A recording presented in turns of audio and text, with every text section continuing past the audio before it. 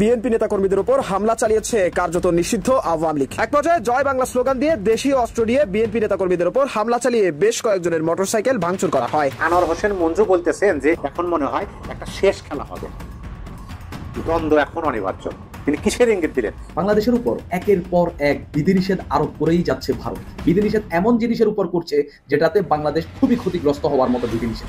ভারত বাংলাদেশকে বাণিজ্যিকভাবে চেপে ধরবে, অর্থনৈতিকভাবে চেপে ধরবে, বাংলাদেশের অর্থনীতির যে মেরুদণ্ড সেটা ভেঙে দেবে এবং সেই দিকে আগাচ্ছে ভারত এবং সেটা মোটামুটি কার্যকর করে ফেলেছে। বাংলাদেশের অর্থনৈতিক অবস্থা বর্তমানে খুবই জঘন্য, আমদানি রপ্তানি সবকিছু মিলে একটা বেগতিক অবস্থা, অর্থনীতির একটা নাজুক অবস্থা, যে কোনো সময় অর্থনীতি কলাপস করতে পারে। প্রিয় দর্শক, ইটিসি নিউজ বাংলাতে আপনাদের আরও একবার স্বাগত।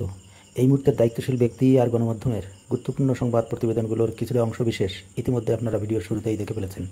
তো চলুন যাই সম্পূর্ণ প্রতিবেদনগুলো দেখে আসার আগে চ্যানেলটিকে সাবস্ক্রাইব করে পাশে থাকা বেল আইকনটি ক্লিক করে দেয়।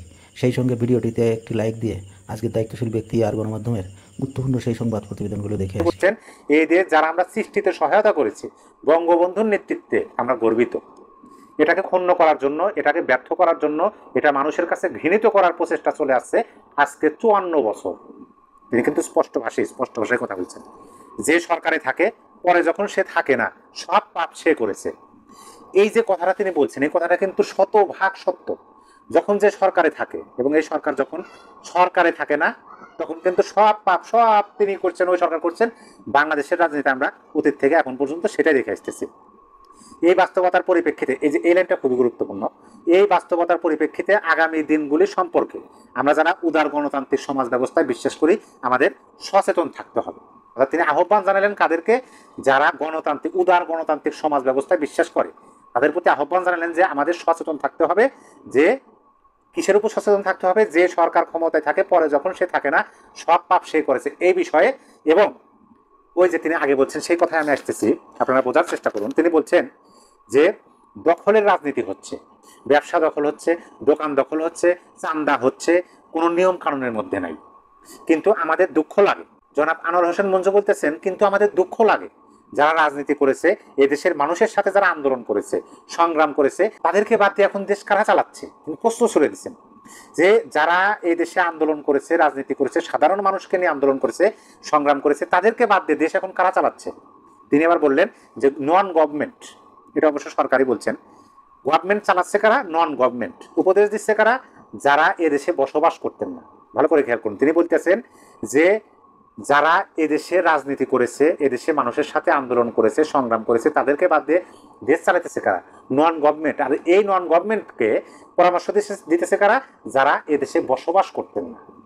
তিনি আরো বলছেন, দেখেন অনেকভাবে আমাদের অপমান করা হয়েছে, এই জাতিকে অপমান করা হয়েছে, কিন্তু এইবার যেভাবে অপমান করেছে এটা ইতিহাসে লেখা থাকবে। কোথায় আমেরিকা ছিল, কোথায় লন্ডনে ছিল, কোথায় জাপানে ছিল, তাদেরকে এনে বই লেখাচ্ছে, সংস্কার করছে। আরে বেটা, হালার বহালা বাস্তবায়ন করবে কে? এ কথাই তিনি কিন্তু বলছেন যে কোথায় আমেরিকা ছিল, কোথায় লন্ডনে ছিল, জাপানে ছিল, তাদেরকে এনে বই লেখাচ্ছে, সংস্কার করতেছে। আরে বেটা, হালার বহালা এটা বাস্তবায়ন করবে কে? এই যে বক্তব্যটা, এই বক্তব্যটা কিন্তু ভাইরাল হচ্ছে। তারপর তিনি বলছেন, আমরা যে রাজনীতি করছি, ভয় দেখায় আমাদের, আঙ্গুল ভেঙে দেবে, মাথা ভেঙে দেবে, কি যে কয় আমি বুঝি না পোলাপানেরা, তাই না? এই কথা তিনি বলছেন। তারপরে তিনি বলছেন, আমরা যে কতজনের মাথা ভাঙছি জানেও না হালাইরা, সেই জন্যই বলি প্রান্তিক লেভেলে চলে আসছি আমরা। এই যে এইটা হচ্ছে গুরুত্বপূর্ণ। তিনি বলছেন যে সেই জন্যই বলি প্রান্তিক লেভেলে চলে আসছি আমরা, এখন মনে হয় একটা শেষ খেলা হবে, দ্বন্দ্ব এখন অনিবার্য। তিনি এই যে এই লাইনটাতে বললেন এখন মনে হয়, তিনি প্রথমে বললেন যে আমাদের মাথা ভেঙে দিতে চায়, আমাদের কলম ভেঙে দিতে চায়, হাত আঙ্গুল ভেঙে দিতে চায়, কিন্তু আমরা যে কতজনের মাথা ভাঙছি জানি না হালার হালারা। এবং তিনি বললেন যে এখন মনে হয় একটা শেষ পর্যায়ে আমরা এসে পৌঁছেছি, দ্বন্দ্ব অনিবার্য, দ্বন্দ্ব সংঘাত যে অনিবার্য, এই কথা তিনি বললেন। বাংলায় একটা কথা আছে, ভাত দেওয়ার মুরাদ নাই, গোসাই হয়ে গেছে। তারা যে ভাষায় কথা বলে আমরাও সেই ভাষা জানি, কিন্তু কথা হলো ভয় দেখায় দেশ চালায়। এটা কোনো কথা হলো? তিনি প্রশ্ন ছুড়ে দিচ্ছেন যে তারা যে ভাষায় কথা বলেন আমরাও সেই ভাষা জানি, কিন্তু কথা হলো যে তারা ভয় দেখায় রাজনীতি করতেছে বা ভয় দেখায় দেশ চালাইতেছে, এটা কোনো কথা হলো? তারপরে তিনি বলছেন, কবে কোন রাতে, অমাবস্যা রাতে না পূর্ণিমা রাতে দেশ ছেড়ে চলে যাবে কেউ জানতেই পারবে না। এই কথাগুলো কিন্তু তিনি বলছেন। তারপরে তিনি যে কথাটা বলছেন যে সেই জন্যই ভয় হয়।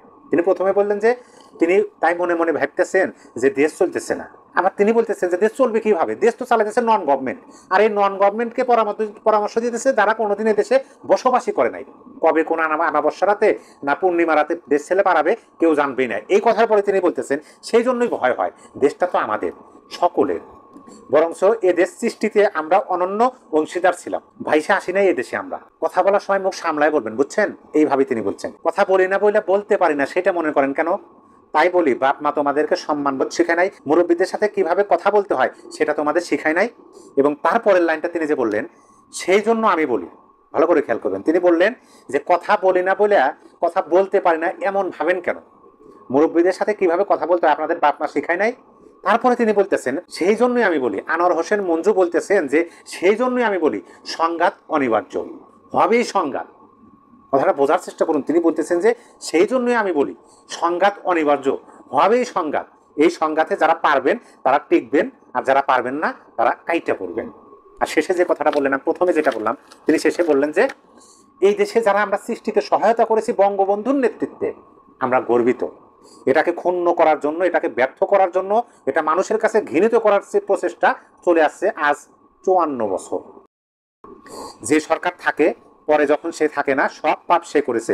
এই বাস্তবতার পরিপ্রেক্ষিতে আগামী দিনগুলি সম্পর্কে আমরা যারা উদার গণতান্ত্রিক সমাজ ব্যবস্থায় বিশ্বাস করি আমাদেরকে সচেতন থাকতে হবে। সম্মানিত দর্শক, আপনাদের বিবেক বুদ্ধি এবং যুক্তি আছে, আপনাদের বিবেক বুদ্ধি এবং যুক্তি দিয়ে যে সম্পূর্ণ বিস্তারিত তার কথার সারসংক্ষেপ আপনাদের সামনে তুলে ধরলাম। তিনি যে কথাটা বলছেন যে তাই আমি বলি সংঘাত অনিবার্য, এই সংঘাত হবেই। তিনি কিসের ইঙ্গিত দিলেন? ভারতবর্ষ গতকাল রাতে নতুন একটা বিবৃতি দিয়েছে, স্থলপথে বাংলাদেশের আরো 4টা পণ্য আমদানিতে নিষেধাজ্ঞা দিয়েছে ভারতবর্ষ, যেটা ভারতের বিভিন্ন বন্দর ব্যবহার করে বাংলাদেশ এতদিন করে এসছে। শুধুমাত্র মুম্বাইয়ের নভোসেবা সমুদ্র বন্দর দিয়ে পণ্যগুলো আমদানির সুযোগ রাখা হয়েছে। সোমবার ভারতের বৈদেশিক বাণিজ্য অধিদপ্তরের এক বিজ্ঞপ্তিতে এই নতুন নিষেধাজ্ঞার কথা জানানো হয়। নতুন নিষেধাজ্ঞার আওতায় আসা পণ্যগুলো হচ্ছে পাটের বস্তা ও ব্যাগ, পাটের তৈরি ব্লিচড ও আনব্লিচড বুনা কাপড়, পাটের সুতা কর্ডেজ দড়ি, পাটের সুতা কর্ডেজ দড়ি, এবং তার গতকাল থেকে এই সিদ্ধান্ত কার্যকর করা হয়েছে, বাস্তবায়ন করা হবে খুব শীঘ্রই, আপনারা দেখতে পারবেন।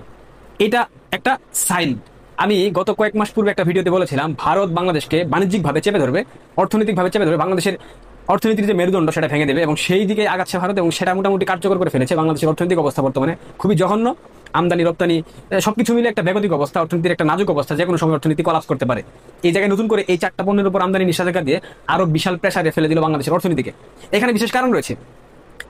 গত কয়েক সপ্তাহ পূর্বে পাকিস্তানের একজন সেনা অফিসার আহমেদ শরীফ, সে বলেছিল তারা ভারতকে অপারেশন সিন্দুরের প্রতিবাদ স্বরূপ পূর্ব দিক থেকে, অর্থাৎ পূর্ব ফ্রন্ট থেকে হামলা করতে চায়। এটা যদি কোনো পাগলের বাচ্চাকেও বলা হয়, পাকিস্তানের পূর্ব দিক বলে কোনো শব্দ নাই, তার মানে ভারতের পূর্ব অঞ্চল হচ্ছে, পূর্ব দিক হচ্ছে বাংলাদেশ, যেটা 7 সিস্টার্স এবং পশ্চিমবঙ্গের সাথে যে সীমান্তবর্তী অঞ্চল সেটাকে পূর্ব দিক বলা হয়। তার মানে সে আলটিমেটলি বুঝিয়েছে তারা বাংলাদেশের ফ্রন্ট, বাংলাদেশের ভূখণ্ডে ইউজ করে ভারতে হামলা করবে, এবং সেটা মোটামুটি সকল ধরনের প্রক্রিয়া প্রস্তুতি সম্পন্ন করে ফেলেছে।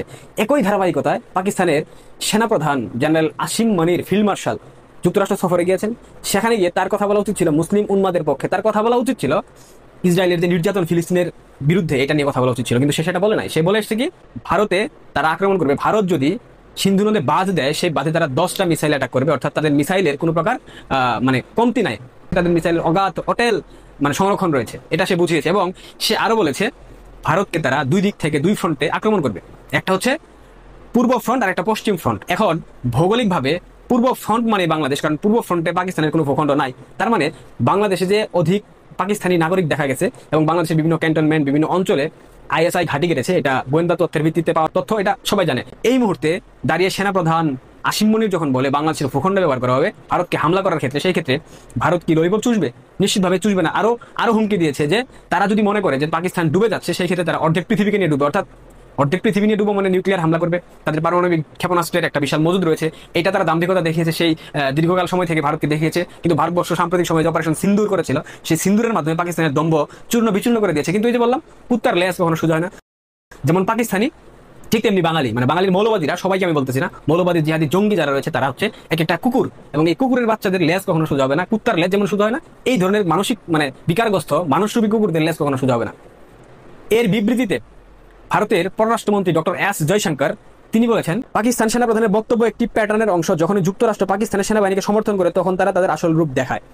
মার্কিন যুক্তরাষ্ট্র পৃথিবীর যে দেশের বন্ধু, তার নতুন করে শত্রুর প্রয়োজন নাই, এটা সবাই এটা বলে। তো সেই জায়গা থেকে পাকিস্তানের সেনাপ্রধান মার্কিন যুক্তরাষ্ট্রের ভূখণ্ডে গিয়ে সেখানে দাঁড়িয়ে যখন ভারত বিরোধী কথা বলবে, ভারতকে হুমকি দেবে, মিসাইল অ্যাটাক করার, ভারতকে হুমকি দেবে, বাংলাদেশের ভূখণ্ড ব্যবহার করে ভারতকে হুমকি দেবে, এবং বাংলাদেশে এই মুহূর্তে মার্কিন সাম্রাজ্যবাদী আধিপত্যবাদী শক্তির যে উত্থান আমরা দেখতে পেয়েছি, এবং মার্কিন সেনাবাহিনী বাংলাদেশের সেনাবাহিনীর সাথে সম্মিলিতভাবে বিভিন্ন ধরনের ট্রেনিং নিচ্ছে সিলেটে। তো সবকিছু আসলে ইকুয়েশন মিলে এটাই মনে হয় যে মার্কিন সেনাবাহিনী হয়তো বা পাকিস্তানকে সেই মদতটুকু যোগাচ্ছে যে বাংলাদেশের ফ্রন্ট ব্যবহার করে ভারতে তোমরা হামলা চালাও, বাকিটা আমরা দেখে নেবো। কারণ পাকিস্তান তো একে তো নাচুনি বুড়ি, তার উপর আবার ঢুলের বাড়ি। পাকিস্তান হচ্ছে নাচুনি বুড়ি, তাদেরকে অর্থ দিবেন, পয়সা দিবেন, নাচাবেন, তারা ঠিক তেমনিভাবে নাচবে। এতদিন চীন নাচিয়েছে ভারতের বিরুদ্ধে, এখন মার্কিন যুক্তরাষ্ট্র নাচাচ্ছে। এরপর ভারতের যে সেনাপ্রধান জেনারেল উপেন্দ্র ত্রিবেদী, তিনি স্পষ্টভাবে বার্তা দিয়েছেন। এই বার্তা শুধুমাত্র কোনো বার্তা নয়, এটা একটা যুদ্ধের আগাম বার্তা। এর মাধ্যমে আমি স্পষ্ট আপনাদেরকে বলে দিতে চাই, ভারত যে কোনো সময় বাংলাদেশে সার্জিক্যাল স্ট্রাইকের মতো ঘটনা ঘটাই দিতে পারে। উপেন্দ্র ত্রিবেদী বলেছেন যুদ্ধ শীঘ্রই হতে পারে, অর্থাৎ পাকিস্তান যেটা শুরু করেছে, পাকিস্তান যে ষড়যন্ত্রমূলক কথা বলতেছে আন্তর্জাতিক গণমাধ্যমে, এটার বিবৃতিতে তিনি একটাই কথা বলেছেন, অনেক বড় একটা ভিডিও দিয়েছেন, সেটা আমি বোঝাতে চাচ্ছি না দেখাতে। ওইটার মূল প্রসঙ্গ বা মূল প্রতিপাদ্য বা মূল সারাংশ যেটা, সেটা হলো যে কোনো সময় দুই ফ্রন্টে ভারতবর্ষ যুদ্ধ করতে পারে, সেটা পূর্ব এবং পশ্চিম ফ্রন্ট। পূর্ব ফ্রন্ট বাংলাদেশ, পশ্চিম ফ্রন্ট পাকিস্তান। পাকিস্তানের কোমর অলরেডি ভেঙে ফেলেছে, পাকিস্তানের অর্থনৈতিক অবস্থা খুব বাজে, বাংলাদেশেরও একই হাল, একই দিকে ধাবিত হচ্ছে। সো আমাদের এখন বলতেই হচ্ছে, পাকিস্তান পাইকার বাচ্চারা নিজেরা তো মরবেই, সাথে বাঙালিকে নিয়েও মারবে। প্রিয় দর্শক, আমি আশা করি সম্পূর্ণ প্রতিবেদনগুলো আপনি মনোযোগ সহকারে দেখেছেন। এই ভিডিও সম্পর্কে আপনার মন্তব্য বা পরামর্শ থাকলে আপনি কমেন্ট বক্সে লিখতে পারেন। তো দেখা হচ্ছে অন্য কোনো ভিডিওতে। ততক্ষণ পর্যন্ত আপনারা ভালো থাকবেন। আপনাদের সবার জন্য শুভকামনা রইল। Thanks for watching. Take care. Bye by.